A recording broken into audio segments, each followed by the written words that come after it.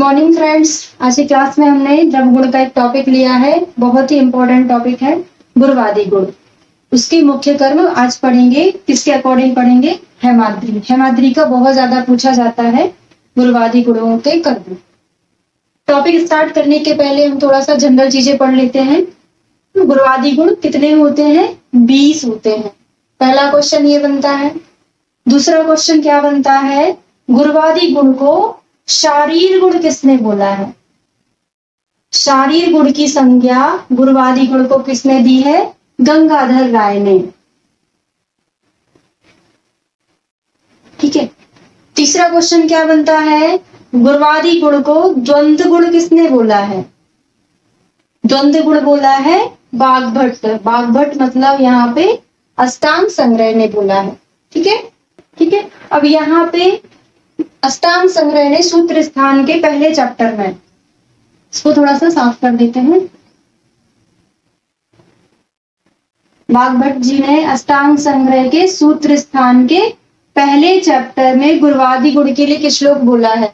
उसमें उन्होंने 10 गुण बताए हैं। उसके अपोजिट जो होते हैं, उसके विपरीत जो होंगे वो अगले 10 होंगे ना। तो उन्होंने क्या श्लोक बताया है, थोड़ा सा लिख लीजिए।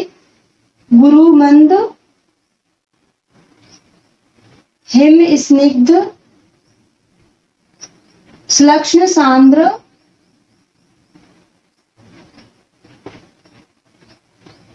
मृदु स्थिरा।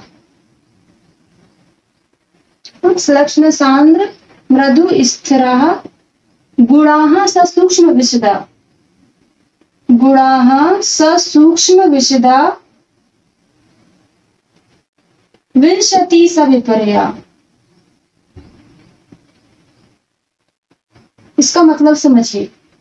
अष्टांग संग्रह सूत्र स्थान के पहले चैप्टर में श्लोक क्या दिया है? गुरु मंद हिम स्निग्ध श्लक्ष्ण सांद्र मृदु स्थिरा, गुणाः ससूक्ष्म विशदा, विंशति सविपर्या। मतलब इस श्लोक में अष्टांग संग्रह बागभट्ट जी ने 10 गुण बताए हैं। इनके विपरीत जो 10 होंगे वो क्या होंगे? टोटल 20 वो होंगे गुणवादी गुण। अब देखिए, गुरु का अपोजिट क्या हो जाएगा? लघु हो जाएगा। ऐसे सारे रहेंगे ना। हिम का स्निग्ध, शीत का स्निग्ध उष्ण होगा। स्निग्ध का अपोजिट क्या हो जाएगा? रुक्ष हो जाएगा। इस प्रकार से उन्होंने श्लोक पूछा जाता है। किसका है? अष्टांग संग्रह का है। कहाँ से लिया है? सूत्र स्थान के पहले चैप्टर से। हमारे यहाँ पे 5 क्वेश्चन कंप्लीट हो जाते हैं। ठीक है। गुणवादी गुण कितने? 20। शारीर गुण की संज्ञा गंगाधर राय ने। द्वंद्व गुण की संज्ञा अष्टांग संग्रह ने। कर्म किसने बताया है डिटेल में? मुख्य कर्म हेमाद्री ने। ठीक है। श्लोक किसका है? ये अष्टांग संग्रह से लिया है। ठीक है। ये क्वेश्चन बनते हैं। अब इसको हम याद करते हैं। शारीर गुण गंगाधर कैसे याद रखेंगे? गंगा जी क्या करती हैं? कभी कभी शरीर रूप धारण कर लेती हैं, मूर्त रूप में आ जाती हैं, स्त्री का रूप धारण कर लेती हैं। ठीक है। अष्टांग संग्रह ना बागभट्ट है। बागभट्ट कितने हैं? द्वंद्व है, एक संग्रह है, एक हृदय है। तो द्वंद्व वाला किसने नाम दिया है? अष्टांग संग्रह ने। संग्रह विशेष करके याद रखना है, हृदय का नहीं है। ठीक है। अब हम आ जाते हैं डिटेल, जो कि हेमाद्री ने कर्म बताए हैं। यहाँ पे आपको हेमाद्री लिखना है। ये सारे कर्म हम हेमाद्री के अकॉर्डिंग पढ़ेंगे। देखते हैं गुरु। गुरु क्या कराता है? ब्रह्मण। गुरु लघु को याद करने की जरूरत ही नहीं, क्योंकि सभी को पता रहता है जब हम हैवी चीज खाते हैं तो हमारी बॉडी में क्या हो जाता है? ब्रह्मण हो जाता है। जैसे मांस क्या होता है? गुरु होता है। तो गुरु होने से क्या करता है? हमारे शरीर का ब्रह्मण कराता है। लघु क्या करेगा? लंघन करेगा। ठीक है। यहाँ पे जनरल होता है, इतना ट्रिक नहीं बनाना है क्योंकि जनरली याद हो जाता है। अब आता है शीत। जब कोई चीज ठंडी रहती है तो क्या कर देती है? वो स्तंभन करती है। ठंडी चीज क्या करेगी? स्तंभन करती है। शीत का स्तंभन। गर्म चीज क्या करती है? ना गर्मी में कहीं बैठ जाओ, एक कमरे में बंद हो जाओ गर्मी में, तो क्या हो जाता है? स्वेद आने लगता है, पसीना आने लगता है। ठीक है। ठंडी चीज क्या कर रही है? स्तंभन करती है। उष्ण चीज क्या करती है? गर्म स्वेदन कर देती, पसीना ला देती है। स्निग्ध क्लेदन, ये बहुत इंपॉर्टेंट है क्योंकि ऑप्शन में क्या रहता है आपका? फर्स्ट ऑप्शन एग्जामिनर क्या बनाता है? स्निग्ध का बना देता है स्नेहन, और आप वही लगा देते हो ना। मैच नहीं करना इसमें। स्निग्ध क्या करता है? क्लेदन करता है। अब समझिए, जब आप स्नेहपान करते हो किसी भी पंचकर्मा के पहले, वमन विरेचन के पहले, आप क्या करते हो? स्नेहपान करते हो। स्नेहपान क्या करता है? हमारी बॉडी के अंदर क्लेद को बढ़ा देता है, दोषों को और ज्यादा उत्क्लेशित कर देता है। तो आप वहां से वो सिद्धांत याद रखना। स्नेहन, स्निग्ध क्या है? स्नेहन ना, हमने तेल पिया, घी पिया, वो बॉडी के अंदर क्या कर देगा? क्लेद को बढ़ा देता है। ठीक है, पंचकर्मा के सिद्धांत से हमने इसको याद कर लिया। नेक्स्ट आता है रुक्ष। अब रुक्ष चीजें होंगी, क्या करती है? शरीर को सुखा देती है, शोषण कर देती है ना। कोई भी रुक्ष चीज आप खाते हैं तो शरीर को सुखाती है, शोषण। मंद, शमन। मंद का कई बार क्वेश्चन पूछा गया है, बहुत इंपॉर्टेंट है। मंद क्या करता है? शमन करता है। इसको हम ट्रिक से याद करेंगे। अब देखिए, मंद, शमन ना, माँ से मैच करना, इसको लास्ट में और याद करेंगे, कोई सिमिलर चीज आएगा ना। तो माँ से माँ मैच कर लेना, मंद माँ, और यहाँ पे शमन में भी माँ है ना, आएगा जब हम आपको बताएंगे। तीक्ष्ण, शोधन। अब बॉडी का शोधन कराना है या कपड़े को धुलना है, बहुत गंदा है, तो आप क्या करोगे? उसमें बहुत ज्यादा तीक्ष्ण ना, सर्फ एक्सेल जो भी है वो डालोगे, तभी उसका शोधन होगा। तो तीक्ष्ण चीजों से क्या होता है? शोधन होता है। मंद या मृदु चीजों से नहीं होगा शोधन, किससे होगा? तीक्ष्ण द्रव्यों से शरीर का शोधन।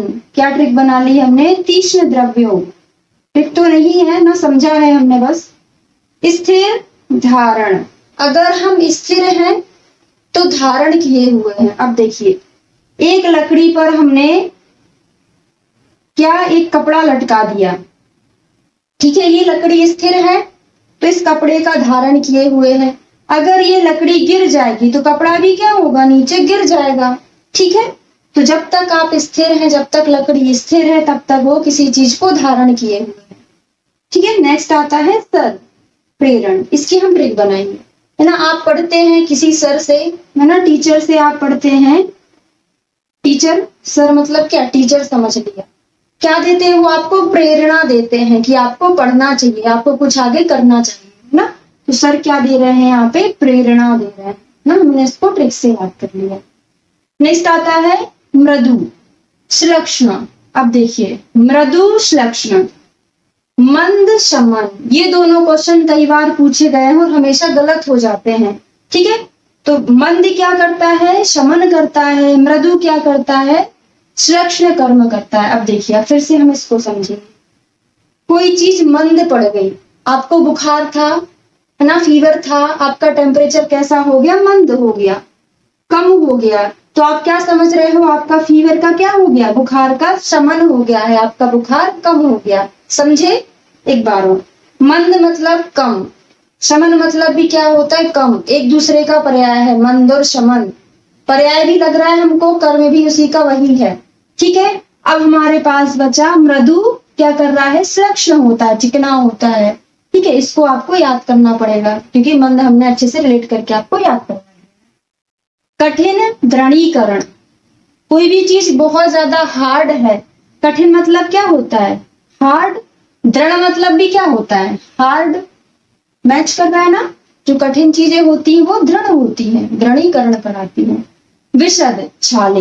अब इसको हम ट्रिक से याद करेंगे। विष क्या पढ़ेंगे? विशद को विष पढ़ेंगे। विष से क्या हो जाते हैं? छाले पड़ जाते हैं, ये वाले छाले। आपके बॉडी पर विष गिर गया है तो क्या कर देगा? वो छाले उत्पन्न कर देगा।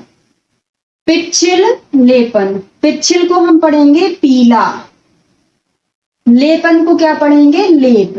पीला, लेप। ठीक है, पीला, लेप इंपॉर्टेंट है।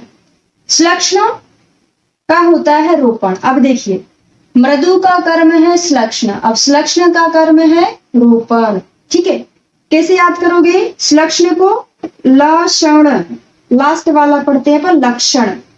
कैसे लक्षण है उसके? रोता ही रहता है, रोने के लक्षण। लक्षण क्या है? रोने के लक्षण।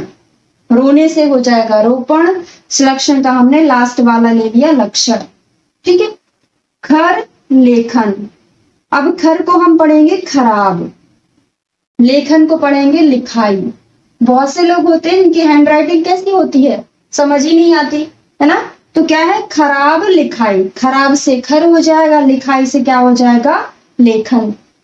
सूक्ष्म विवरण, अब सूक्ष्म चीज है, कोई माइक्रो पार्टिकल्स है, बहुत छोटे छोटे कण हैं, वो क्या करते हैं, विवरण मतलब छोटे छोटे चैनल्स में चले जाते हैं ना। जो माइक्रो पार्टिकल्स होते हैं वो छोटे से माइक्रो चैनल्स में चले जाते हैं, विवरण।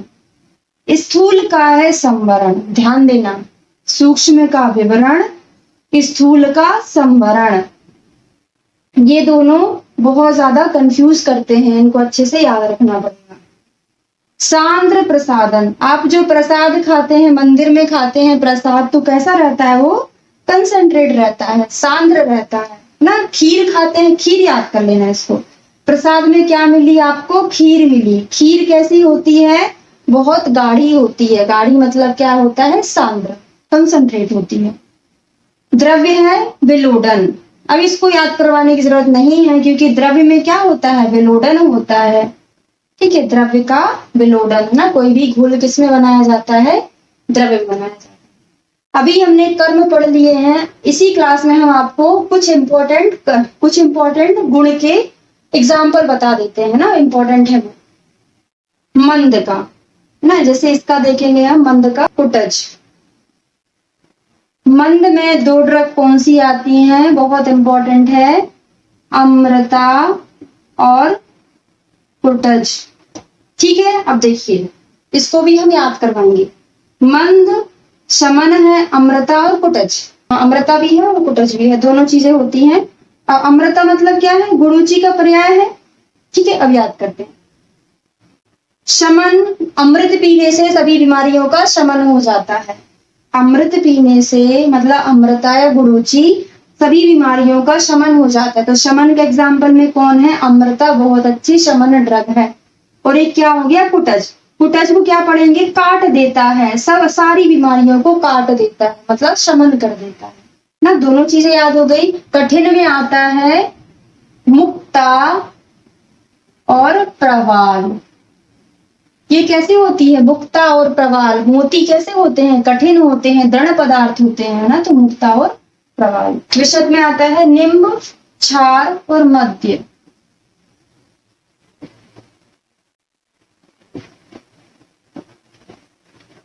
ये सारे विशद में आते, देखो क्षार भी जब युक्तिपूर्वक नहीं किया तो विषैला होता है, निम्न मध्य तो विषैला होता है, और नीम को भी विषैले के अंदर, विशद के अंदर रखा गया है ना, विषैला नहीं ना, विशद के अंदर रखा गया है, ठीक है।